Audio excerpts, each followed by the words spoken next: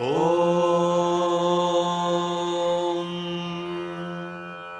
प्रातः स्मरामि गणनाथमनाथबन्धुम् सिन्धूरपूरपरिशोभितगण्डयुग्मम् उद्दण्डविघ्नपरिखण्डनचण्डदण्डम् आखण्डलादिसुरनायकवृन्दवन्द्यम् प्रातः स्मरामि गणनाथमनाथबन्धुम्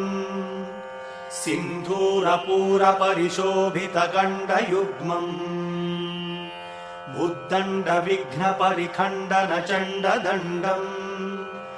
आखण्डलादिसुरनायकवृन्दवन्द्यम्